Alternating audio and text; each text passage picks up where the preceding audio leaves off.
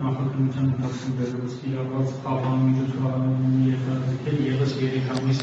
ժամկետով հետևյալ պատճառաբանություններով։ Ուրեմն հիմնավոր կասկածի չեմ անդրադառնում այն պատճառաբանությամբ, որ արդեն իսկ դատանը վարույթը ստանձնելու որոշում է կայացրել, իսկ այդ պայմաններում այլևս ակնհայտել են հաղթահարված է հիմնավոր կասկածի շեմը եւ այդ մասին է վկայում Հայաստանի Հանրապետության վճռել դատանի նախադեպային իրավունքը, առայն որ եթե արդեն այդ փուլը հաղթահարված է, ապա հիմնավոր կասկածի բացակայության մասին խոսելն իմաստազուրկ է։ Ինչ վերաբերում է հիմքերին, ուրեմն պատվարժան դատարան նախ իր վրա օրենքով դրված պարտականությունները կատարելու հետ կապված մասնավորապես վարույթի բնականոն ընթացքին խոչընդոտելու վկայի վրա ապօրինի ազդեցություն ունենալու մասով կարծում եմ, որ իսկ բարձր է ռիսկը, ինչպես նաև արձանագրվել է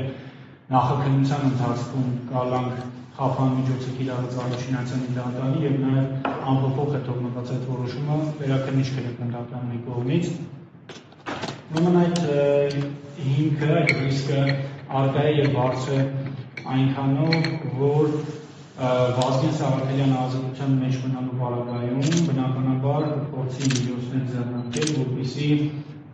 գործով ներգրաված վկան մասնավորապես ըստեյության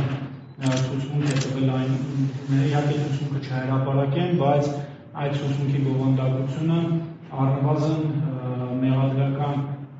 պաշտպանական կողմի դեմ է, այսինքն իրենց դեմ է մեղադրողների եւ այդ առումով նաեւ հաշվի առնելով այն հանգամանքը, որ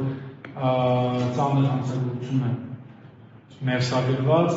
այդ պայմաններում վկայի վրա ազդեցություն ունենալու ռիսկը բարձր է գնահատվում։ Ինչ վերաբերում է փախուստի ռիսկին, պատվարժան դատարան նշեմ, որ Վազգեն Սաղաթելյանը Հայաստանի Հանրապետության քաղաքացի չէ, այլ պետության Ռուսաստանի Դաշնության քաղաքացի է եւ այդքանով հանդերձ պարզ է արդեն ակնհայտ է հանգամանքի ինքնին վկայում է այն մասին, որ վերջինս Հայաստանի Հանրապետության սահմանները լքելու փորձ շատ ավելի մեծ հավանականությամբ կկատարի, քան այն պարագայում, եթե վերջինս հանդիսանար Հայաստանի Հանրապետության եւ ընդ որում միայն Հայաստանի Հանրապետության քաղաքացի, այս դեպքում վերջինս նաեւ երկքաղաքացի չէ, այլ միայն